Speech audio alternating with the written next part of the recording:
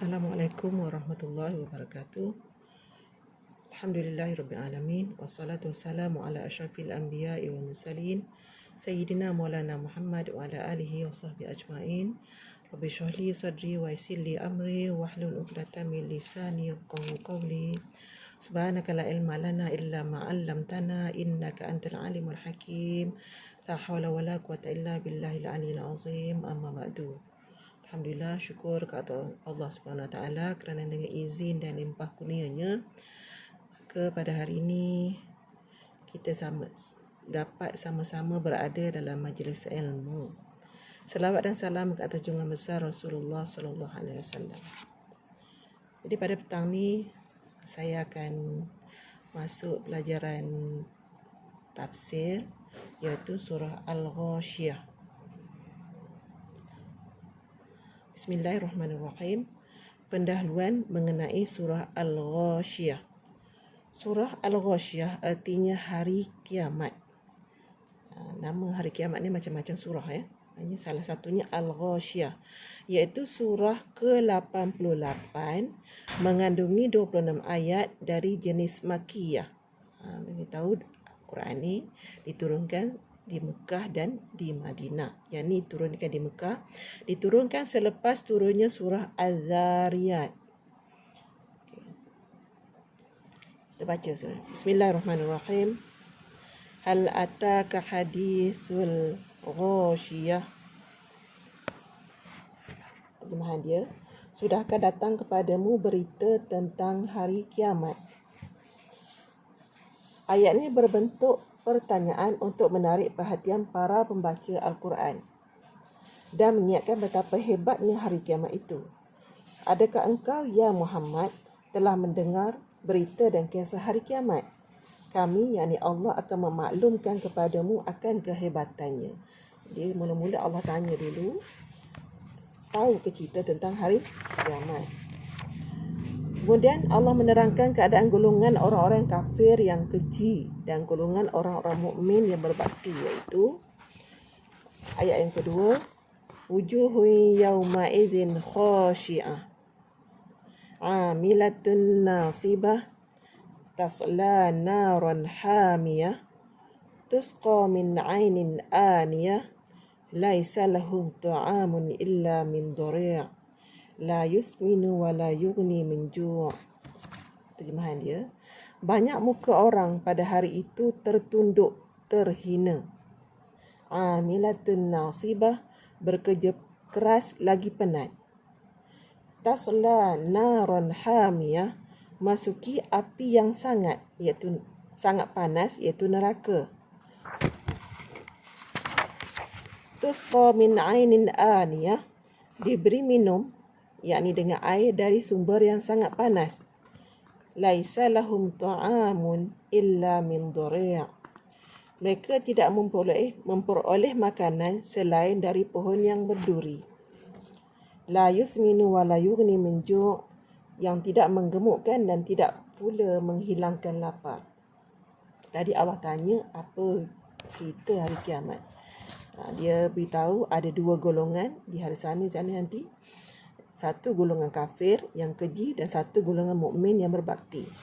Golongan pertama, iaitu golongan kafir, pada hari itu wajahnya tertunduk kerana malu dan mendapat penghinaan. Kalau di dunia dialah yang paling hebat, tetapi di hari akhirat mereka lah tertunduk kerana sangat malu. Kita kat dunia ni pun kalau kita malu, kita automatik muka kita akan tertunduk. Kemudian macam mana mereka? Mereka semasa hidup di dunia bekerja keras, tetapi Tuhan tidak menerima pekerjaan mereka.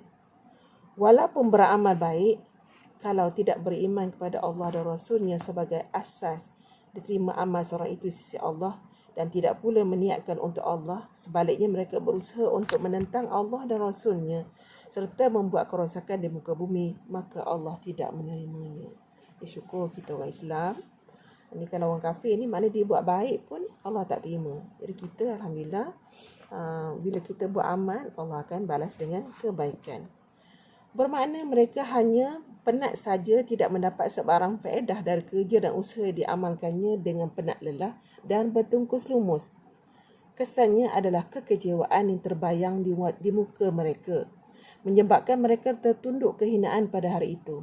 Samalah keadaan mereka seperti yang difirmankan oleh Allah dalam ayat 71 dan 72 surah Al-Mu'minun. Idhil aghlalu fi a'naqihim wassalasil yushabun fil hamimi thumma fil nar yusjarun. Ketika dibelenggu dan rantai dipasangkan ke leher mereka dengan keadaan mereka diseret ke dalam air yang sangat panas, kemudian mereka dibakar di dalam api neraka. Kemudian disebutkan balasan orang kafir itu, iaitu muka mereka dimasukkan ke dalam api yang sangat panas dan tidak dapat digambarkan betapa panasnya, maka wajiblah kita beriman dengannya. Digambarkan pula penduduk neraka itu apabila merasa dahaga dan minta minum untuk menghilangkan dahaga mereka, didatangkanlah air yang sumbernya sangat panas dan tidak dapat menghilangkan haus. Itulah yang menjadi minuman mereka. Waliyazubillah. Itu minuman. Dah panas, nak minum air yang sangat panas. Sementara makanan mereka pula tidak ada jenis makanan lain kecuali apabila mereka lapar dan minta makan, diberilah makanan dari jenis dorea'. Namanya dorea'. Laisa lahu ta'amun illa min dorea'. Pokok yang berduri. Iaitu pokok berduri yang merupakan seburuk-buruk makanan, sehingga binatang pun tak sudi memakannya. Kita makan durian, kita buang kulit. Ini makan duri, makan yang berduri. Pada surah Al-Haqqah disebut wala ta'amun illa min ghislin, dan tidak pula makanan kecuali dari darah dan nanah. Allahu Rabbi. Bermakna siksa yang diterima oleh orang kafir itu berbagai rupa. Ada yang memakan buah zakum. Bisa kita dengar buah zakum. Ada yang memakan pohon berduri dan ada yang meminum darah dan nanah. Allah. Orang yang memakan makanan dalam neraka itu tidak menjadi gemuk dan tidak pula hilang laparnya, bahkan sentiasa saja lapar dan terpaksalah dorek, iaitu pohon yang berduri itu dimakannya sehingga tercekik kehausan dan terpaksa pula meminum air yang sangat panas, menyebabkan perutnya terbakar dan tali perutnya terputus-putus. Sebagaimana dinyatakan Allah dalam ayat surah Muhammad. Wasuku ma'an hamiman faqatta'a am'a'ahum, dan diberi minum dengan air mendidih hingga memotong-motong usus mereka. Itulah siksanya dalam neraka. Makanan pohon yang berduri ataupun buah zakum dan minum darah nenana dan air sangat panas. Itu biasa kalau kita baca Al-Quran, pertama dia akan dua keadaan. Tadi diceritakan tentang golongan kafir. Kemudian seterusnya Allah diceritakan pula dalam ayat yang 8, wujuhu yawma idzin na'imah lisa'iha radiyah fi jannatin 'aliyah la tasma'u fiha laghiyah fiha 'ainun jariyah fiha sururun marfu'ah wa akwabun mawdu'ah wa namariqu masfufah wa zarabiyyu mabthusah. Apa maksud ayat dia? Wujuhun yawma idzin na'imah. Banyak pula muka orang pada hari itu berseri-seri. Tadi muka dia tertunduk. Ini golongan orang yang beriman pula. Lisa'iha radiyah, merasa senang dengan usahanya. Fi jannatin 'aliyah, Allahumma zukna, dalam syurga yang tertinggi. La tasma'u fiha laghiyah, tidak mendengar di dalamnya kata-kata yang kosong. Fiha 'ainun jariyah, di dalamnya ada mata air yang mengalir. Fiha sururun marfu'ah, di dalamnya ada kerusi panjang yang ditinggikan. Wa akwabun mawdu'ah, dan piala-piala yang diletakkan di dekatnya. Wa namariqu masfufah, dan bantal-bantal sandaran yang tersusun. Wa zarabiyyu mabthusah, dan permaidani-permaidani yang terhampar. Jadi tadi golongan pertama, golongan kafir. Sekarang ni cerita pula tentang golongan kedua. Siapa golongan kedua? Iaitu orang yang berbahagia daripada kaum mukminin yang menjadi penduduk syurga. Wajah mereka pada hari kiamat kelihatan berseri-seri dalam kegembiraan, cantik rupawan. Mereka berasa senang sekali dengan amalan baik yang telah mereka usahakan dulu kerana mentaati Allah. Balasan bagi mereka ialah: pertama, tinggal dalam syurga, iaitu taman dan perkebunan yang mempunyai kedudukan tinggi. Di sana terdapat bilik-bilik untuk mereka diami dalam keadaan aman tenteram. Yang kedua, di dalam syurga tidak pernah mereka dengar kata-kata yang kosong dan sia-sia, apalagi merupakan caci maki, menyakiti hati dan tidak sopan jauh sekali. Yang ketiga, terdapat juga dalam syurga itu beberapa banyak mata air yang mengalir, dinamakan salsabil, iaitu airnya jernih, lazat dan amat lembut untuk ditelan serta mudah beredar di tenggorokan. Rasanya seperti air serbat atau air halia, tetapi tidak terasa pedasnya. Yang keempat, di dalam syurga terdapat kerusi-kerusi panjang yang ditinggikan, bertatahkan batu permata dari jenis zabrajat dan yakut diduduki oleh para bidadari. Jika penduduk syurga itu hendak duduk di atasnya, para bidadari tunduk memberi hormat kepada mereka. Yang kelima, terdapat pula piala-piala dan mangkuk diletakkan berderet-deret di dekat mereka. Memang telah disediakan untuk diminum tanpa memerlukan orang yang hendak menuangkan air minuman ke dalamnya. Yang keenam, selain itu pula terdapat beberapa banyak bantal-bantal yang indah menarik menjadi tempat sandaran yang telah tersusun rapi. Yang ketujuh, tidak pula ketinggalan di majlis mereka terbentang di seluruh lantai syurga permaidani yang mewah lagi indah, menambah keindahan dan kemeriahan suasana tempat mereka berada. Ini di antara gambaran-gambaran indahnya syurga. Dan ayat seterusnya, afala yanzuruna ilal ibili kaifa khuliqat. Mengapa mereka tidak memperhatikan unta bagaimana ia diciptakan? Wa ilas samaa'i kaifa rufi'at. Dan langit bagaimana ia ditinggikan. Wa ilal jibali kaifa nusibat. Dan gunung-gunung bagaimana ia ditegakkan. Wa ilal ardi kaifa sutihat. Dan bumi bagaimana ia dibentangkan. Setelah Allah SWT menyebut kedatangan hari kiamat dan menerangkan pada hari itu manusia dalam dua keadaan, ada celaka dan ada bahagia. Yang celaka hidup dalam hina dan sengsara, dan yang bahagia hidup bergembira dan berseri-seri terbayang di wajah mereka. Maka disusunnya pula di sini dengan menegakkan bukti kekuasaannya, ditujukan kepada orang yang kufur dan menyangkal adanya hari kiamat. Iaitu, mengapa kaum musyrikin menyangkal adanya hari kebangkitan yang bakal menentukan siapa akan bahagia dan siapa pula akan celaka. Tidakkah mereka memerhatikan kepada unta, bagaimana ia diciptakan? Unta, jenis binatang paling dekat mereka dampingi dan paling kerap mereka gunakan untuk menyampaikan hajat mereka. Ini sebab ayat Quran ini turun pada Rasulullah. Rasulullah orang Arab ni rapat dia dengan unta. Kalau mereka mau merenung dan perhatikan akan kejadian-kejadiannya, nescaya mereka dapat kesimpulan bahawa unta adalah seekor haiwan tidak dapat ditandingi oleh haiwan lain. Mempunyai tubuh besar, kekuatannya luar biasa, kesabarannya sangat mengagumkan kerana tahan lapar dan tahan menderita kehausan. Tidak ada binatang lain setara dengannya. Dia sanggup mengangkut beban berat, berjalan tegak dengan gigihnya merentas padang pasir yang lawas saujana mata memandang tanpa merasakan keletihan, sehingga unta itu digelar kapal padang pasir.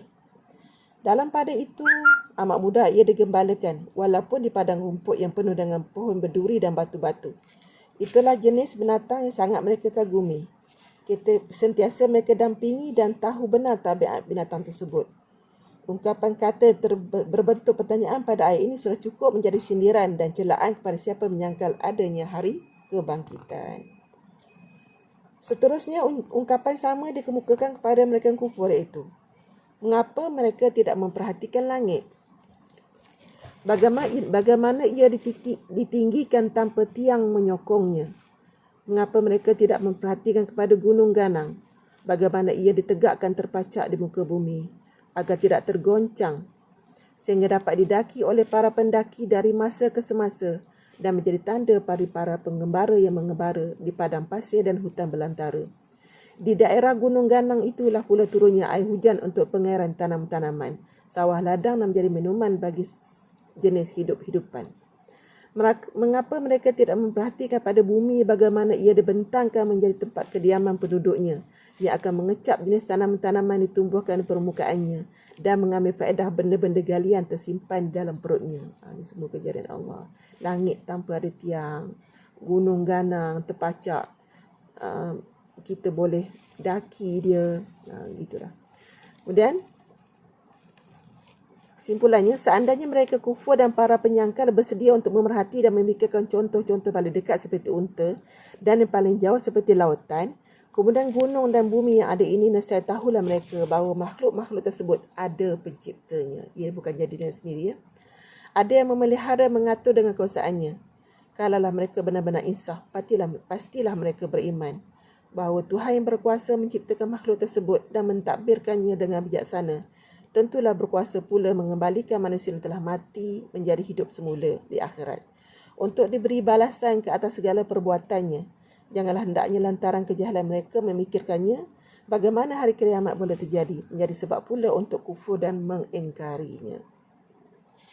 Seterusnya, fadzakir innama anta mudzakir, maka berilah ingatan, hanya senya engkau orang yang memberi peringatan. Lasta alaihim bimusaitir, bukan engkau yang berkuasa atas mereka. Illa man tawalla wa kafar, tetapi mereka berpaling dan kufur. Wa yu'adzibuhu Allahul azab al-akbar, maka Allah akan menyiksanya dengan azab yang besar. Inna ilaina iyabahum, sesungguhnya kepada kami Allah lah tempat kembali mereka. Summa inna alaina hisabahum, kemudian sesungguhnya kewajipan kami menghisap mereka. Setelah Allah Ta'ala menegakkan dalil tentang kekuasaan dan keesaannya, tetapi orang kufur masih juga tidak mengambil iktibar dan pengajaran, maka di sini Allah merintahkan Nabi Muhammad supaya menasihati mereka dan memberi peringatan, iaitu nasihatilah mereka ya Muhammad dan berilah pengajaran baik serta pertakutkanlah mereka dengan azab Allah. Tidak kira sama ada mereka mahu memperhatikan atau memikirkan ataupun tidak. Kerana tugasmu ya Muhammad tidak lain hanyalah memberi peringatan atau nasihat dan pimpinan kepada mereka. Bukanlah engkau orang yang berkuasa untuk memaksa mereka supaya mereka itu beriman. Tetapi ingatlah bahawa siapa juga yang berpaling tidak mengendahkan peringatan dan nasihat, sebaliknya menyangka dan kufur terhadap Allah yang Maha Berkuasa, pasti Allah akan menyiksanya dengan azab api neraka yang sangat besar, iaitu memasuknya dalam neraka Jahannam untuk selama-lamanya di akhirat. Selain azab yang ditimpakan atas mereka dahulu, iaitu di medan perang, ada yang terbunuh, ada yang ditawan, ada yang hartanya menjadi harta rampasan perang, ada yang dilanda musim kemarau, dan ada pula yang menderita kelaparan. Kemudian Allah menguatkan pernyataannya untuk menyiksa orang berpaling kufur itu. Sesungguhnya kepada Allah sajalah mereka dikembalikan sesudah mati. Tidak ada tempat untuk melarikan diri. Kemudian sesungguhnya sudah menjadi ketetapan kepada Allah saja untuk mengadakan perhitungan dan memberi balasan di atas apa yang telah mereka kerjakan di dunia. Inilah ayat-ayat penghibur bagi Nabi Muhammad SAW yang hatinya sedih dan duka disebab kaumnya telah mendustakan dan berdegil serta memusuhinya. Walhamdulillahillazi bi ni'matihi tatimmus salihat wa sallallahu ala sayyidina Muhammad wa alihi wa sahbihi wasallam. Walhamdulillahirabbil alamin. Sekian, yang mana baik itu datang pada Allah, yang tak baik itu kelemahan saya. Wabillahi taufiq wal hidayah. Assalamualaikum warahmatullahi wabarakatuh.